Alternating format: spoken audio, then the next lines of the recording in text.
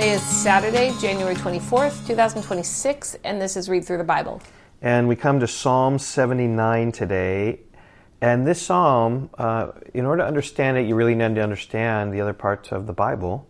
Well, the history of the Old Testament. Yeah, because we've been reading in 1 Kings and 2 Kings, and we got up to the point of Babylon coming and destroying Jerusalem. Right, because of their sin. And Psalm 79 is written after that destruction came. Right.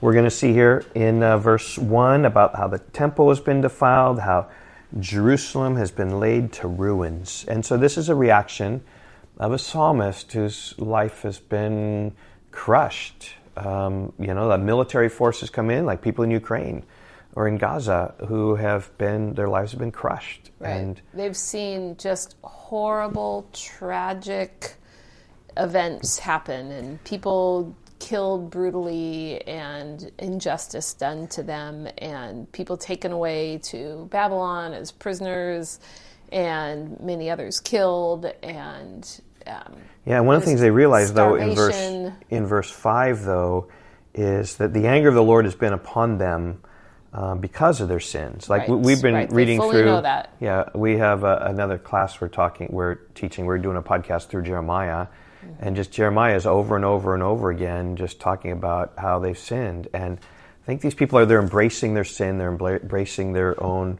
role in this, right. But yet they're not painful. Denying it now. Yeah, God is angry with them. He's angry with them because they have sinned. Mm-hmm. And now they're pleading in verse 8 and following just for the mercy of that.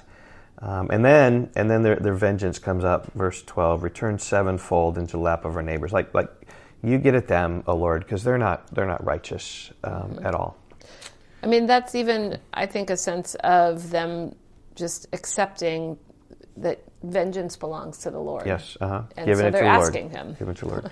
Okay, we're going to read through this without comment, but you can listen to those themes about just the destruction in Jerusalem, and then just the exasperation of how long it's going to happen, and an appeal to God for mercy, and then for vengeance, and yet the resolve is I'm going to praise you regardless. Okay, a psalm of Asaph. O God, the nations have come into your inheritance. They have defiled your holy temple. They have laid Jerusalem in ruins.